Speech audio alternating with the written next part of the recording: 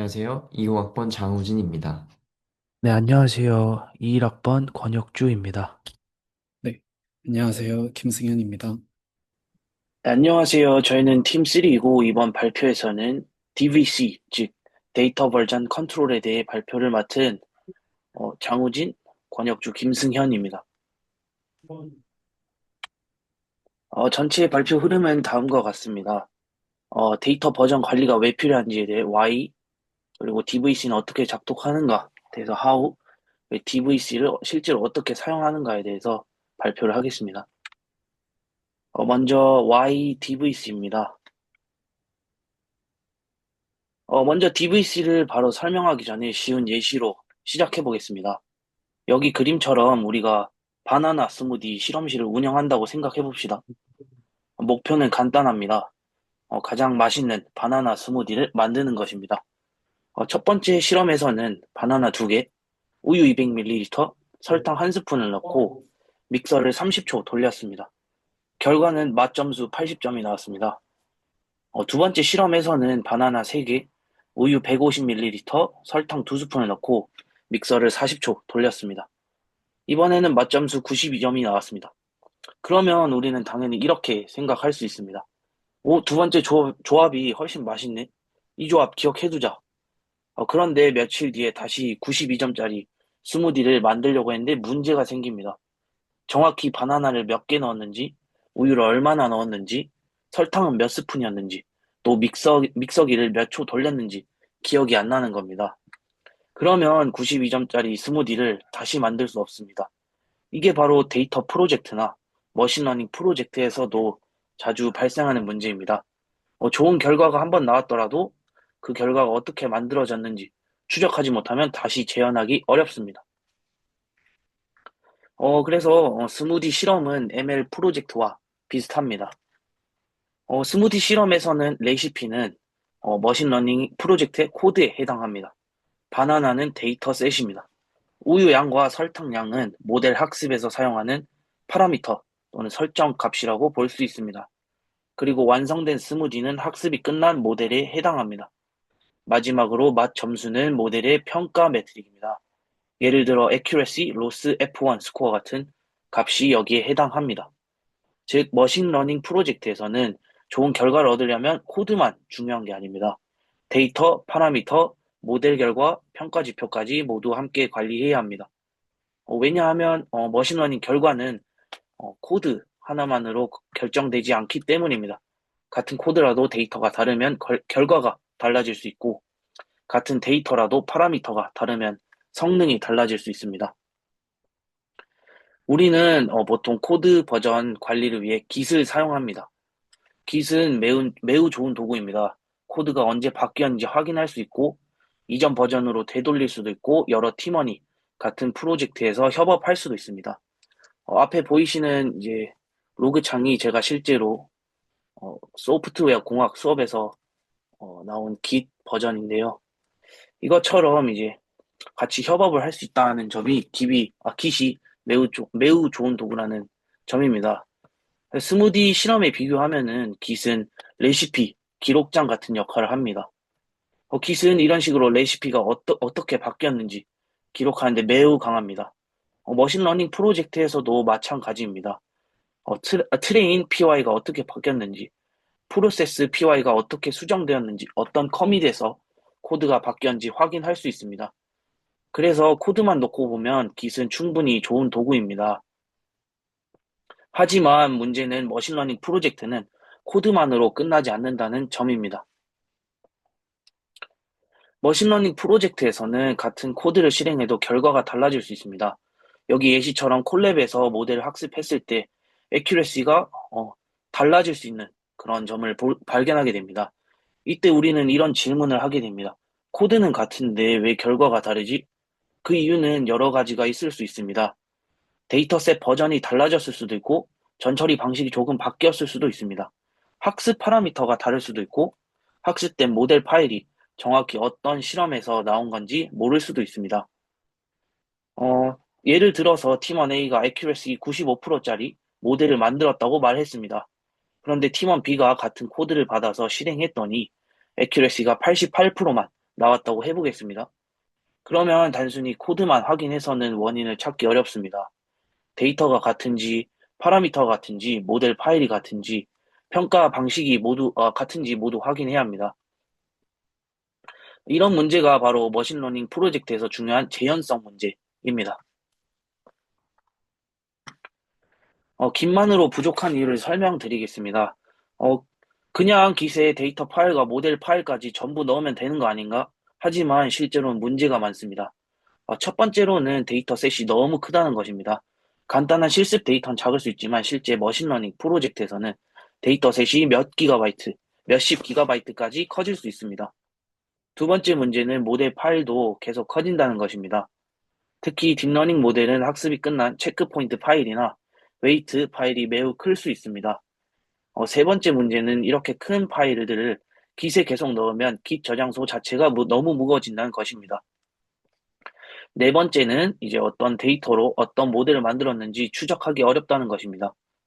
예를 들어서 이제 모델 v3.pkl이라는 모델 파일이 있다고 해도 이 모델이 어떤 데이터 버전으로 학습되었는지, 어떤 파라미터로 사용되었는지, 어떤 코드 커밋에서 만들어졌는지 명확하지 않으면 실험 결과를 신뢰하기 어렵습니다. 즉, Git은 코드에는 강하지만 대용량 데이터와 모델 관리에는 한계가 있습니다.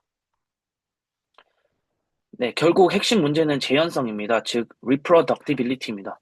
머신러닝 프로젝트에서 좋은 결과가 한 번 나온 것은 한 번 나온 것보다 더 중요한 질문은 이것입니다. 그 결과를 다시 만들 수 있는가? 바나나 스무디 실험으로 다시 생각해보면 92점짜리 스무디 한 번 만든 것은 좋은 일입니다. 하지만 어떤 바나나를 썼는지, 우유를 얼마나 넣었는지, 모른다면 다시 만들 수 없습니다. 머신러닝도 똑같습니다.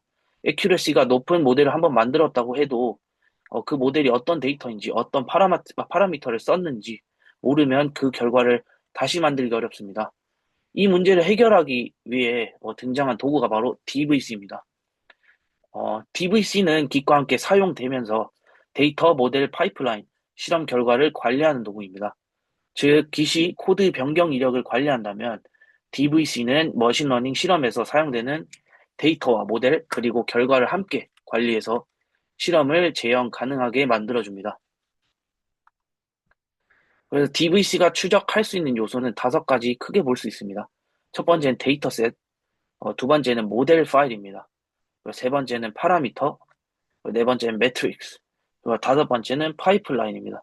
오른쪽 표를 보시면 좀 더 Git과 DVC의 역할 차이가 더 명확합니다. Git은 코드 관리에 강하고 작은 텍스트 파일 중심으로 동작합니다.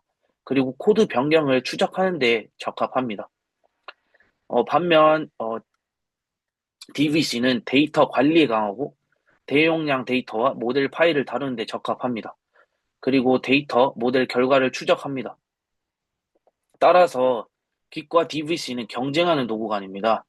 DVC가 Git을 대체하는 게 아니라 Git이 잘하는 코드 관리는 그대로 유지하면서 Git이 약한 데이터와 모델 관리를 DVC가 보완하는 구조입니다. 정리하면 DVC는 머신러닝 실험 전체를 다시 재현할 수 있도록 도와주는 도구입니다. 제 파트에서는 이제 DVC가 왜 필요한지, 그리고 Git만으로 어떤 한계가 있는지를 살펴보았습니다. 다음 발표에서는 DVC가 어떻게 실제로 동작하는지, 특히 Git 위에서 DVC가 어떤 방식으로 데이터와 모델을 관리하는지 설명하겠습니다. 네, 다음으로 DBC가 내부적으로 어떻게 작동하는지를 보도록 하겠습니다. 네, DBC는 Git을 대체하는 도구가 아닙니다. 앞에 말씀하셨던 것처럼 Git 위에서 동작하는 보조 도구입니다. 네, Git은 코드나 설정 파일, DBC 파일, 얌물, 럭과 같은 작은 메타데이터를 관리합니다. 네, 반면에 DBC는 대용량 데이터셋, 학습된 모델 파일, 파이프라인 실행 결과, 캐시, 리모트 스토리지 등을 관리합니다.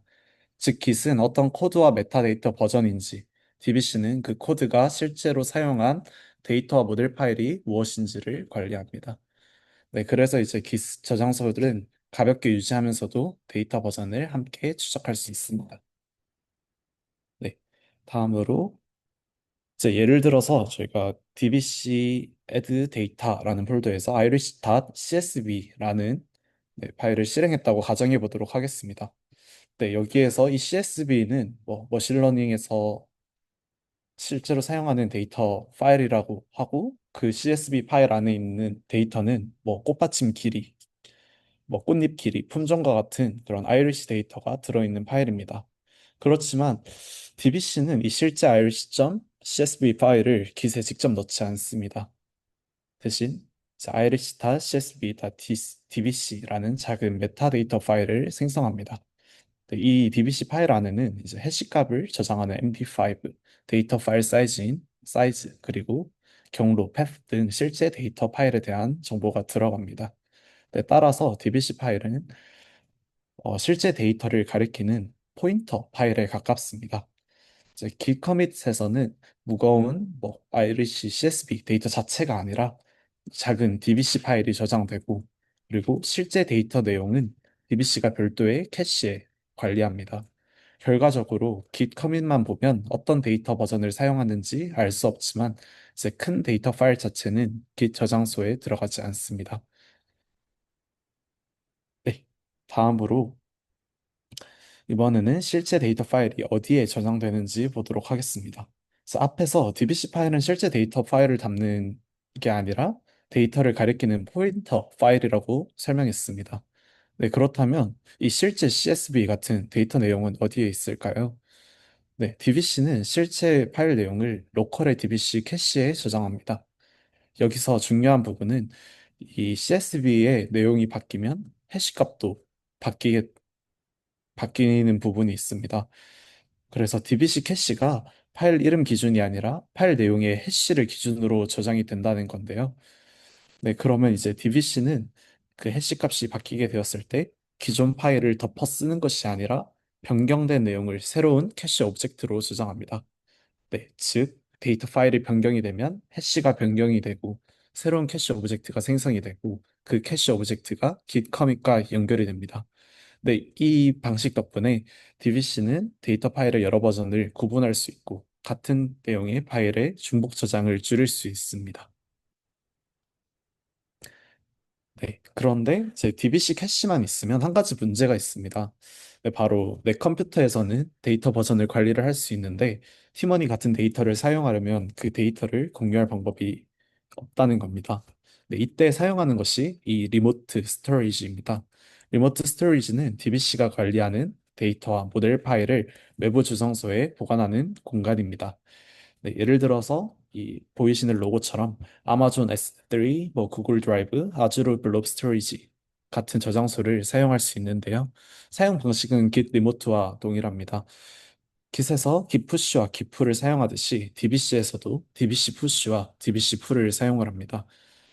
이제 DBC 리모트 애드 명령어로 리모트 스토리지를 등록하고 DBC 푸시를 실행하면 로컬 캐시에 있는 데이터와 모델 파일이 리모트 스토리지에 업로드가 됩니다.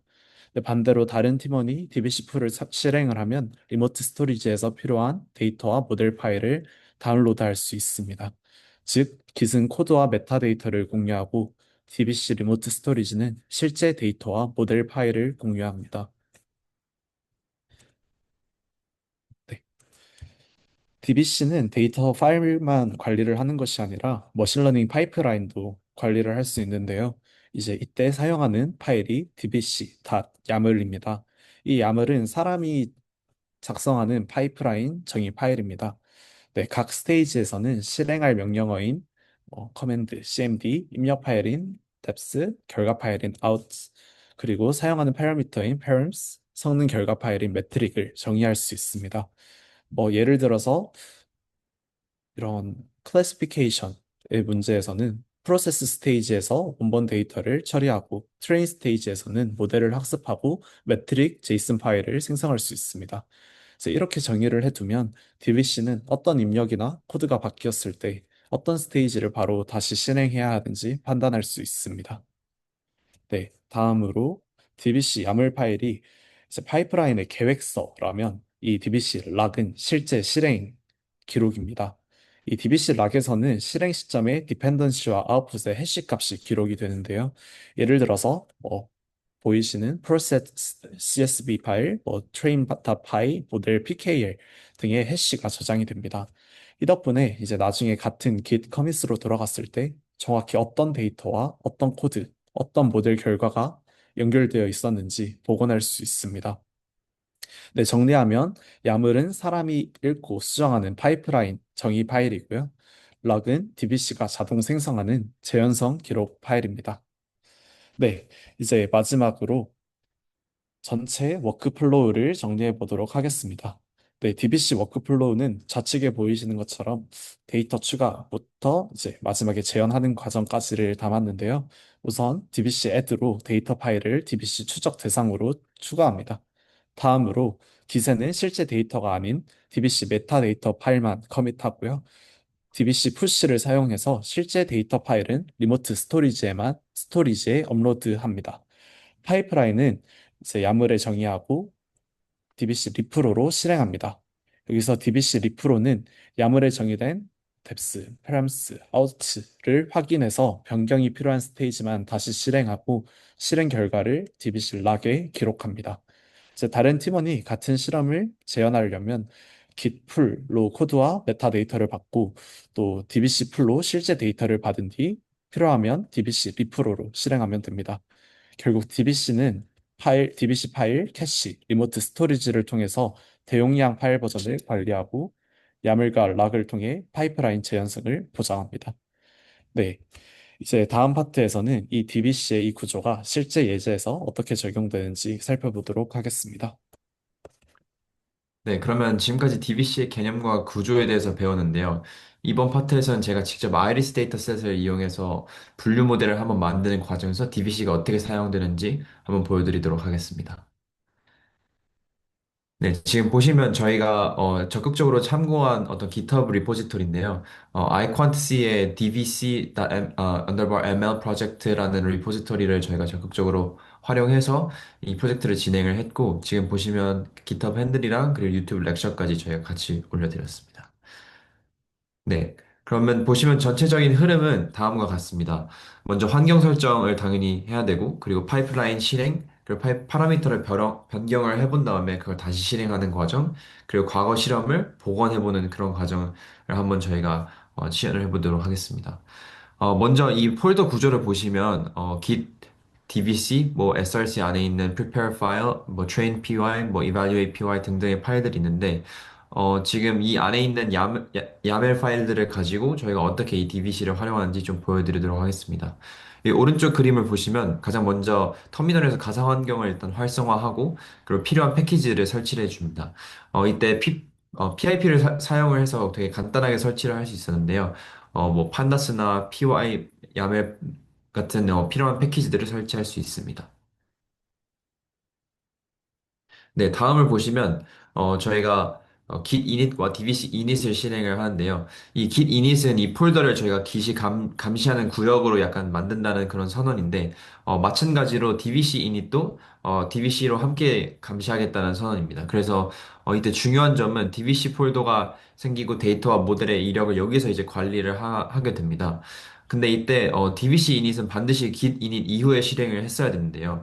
이게 DBC는 깃 위에서 좀 동작을 하기 때문에 깃 없이는 사실 DBC도 불가능했던 것을 저희가 이제 한번 겪어볼 수 있었고요. 그래서 정리해보자면 깃은 코드를 담당하는 거고 DBC는 여기서 데이터를 담당하는 역할을 하게 됩니다. 그래서 둘이 함께 있어야 사실 이 ML 프로젝트 전체 버전을 관리하기가 좀 편리한 것 같습니다. 네, 다음으로는 DBC가 실제 데이터와 모델 파일을 저장할 공간을 이제 지정해 주는데요. DBC Remote Add 이런 식으로 코드를 입력을 했을 때 실제 팀 프로젝트에서는 뭐 S3나 아니면 구글 드라이브나 아니면 다른 클라우드 서비스들을 사용할 수도 있겠고, 오늘은 간단하게 저희가 로컬 폴더를 사용해서 한번 진행을 해봤습니다. 이 설정은 DBC configuration 파일에 저장되기 때문에 git commit으로 이력에 간단하게 남겨주는 커밋 문까지 일단 같이 넣었고요. 어, 다음 슬라이드를 보시면 이제 핵심적으로 DBC 레프로를 실행을 해볼 때 어떤 현상이 발생하는지 저희가 좀 말씀을 드리겠습니다. DBC 레프로는 dbc.yaml 파일에 저장된 파이프라인을 순서대로 실행하는 명령입니다. 그래서 DBC YAML 파일이 가장 오른쪽에 보실 수 있는 이 파이프라인 설계도인데요. 앞서 말한 이 파이프라인 속에 있는 prepare, train, evaluate 이 세 단계들을 각각 이렇게 정의해 놨고 이 이걸 실행을 하면 가장 먼저 prepare 단계에서 아이리스 데이터셋에 150개를 트레인 120개, 그리고 테스트 30개로 나누어서 CSV로 저장을 합니다. 그리고 그 다음으로 트레인 단계에서 params.yaml 파일을 읽어서 랜덤 포레스트 모델을 학습하고 이게 모델 PK로 저장이 되고, 그리고 마지막으로 이 모델 PK를 사용해서 evaluate 단계에서 모델 성능을 측정해서 scores.json 파일을 이제 저장하는 그런 식의 파이프라인입니다. 그래서 이 파이프라인 실행이 끝나면 dbc.log 파일이 생성이 되면서 이건 파이프라인의 그 실행 결과 스냅샷으로 저장이 되고, 이게 어떤 데이터로, 어떤 파라미터로, 그리고 어떤 결과가 나왔는지까지 전부 기록되어 나중에 완전히 재현이 가능하도록 해주는 역할을 하신다고 생각하시면 되겠습니다. 이제 DBC 매트릭스 쇼를 하면 이 결과를 좀 확인할 수 있는데요. accuracy가 굉장히 뭐 1.0, F1 스코어도 1.0으로 완벽한 성능이 나오는데, 이건 뭐 iris 데이터셋이 비교적 단순하기 때문에 그렇다고 볼 수 있겠죠. 이 숫자들은 evaluate.py가 만든 scores.json에서 나오는 건데, 그 DBC가 자동으로 읽어서 이 표 형태를 이렇게 보여줍니다. 그래서 기커밋으로 이 실험을 EXP1에 저장을 해두고요. 네. 그 다음 슬라이드를 보시면 이제 이게 깃 커밋을 한 상황이고, 마지막으로 DBC의 가장 강력한 기능을 보여드리겠습니다.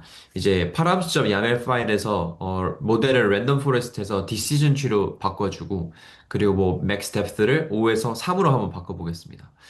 그럼 여기서 이제 다시 오른쪽에서 DBC 레프로를 실행하면 여기서 중요하게도 뭐 prepare 단계 didn't change, 뭐 skipping이라고 나오는데, 이는 데이터 전처리 과정에 있어서 저희가 아무것도 바뀌지 않았으니까 다시 실행할 필요가 없는 거죠.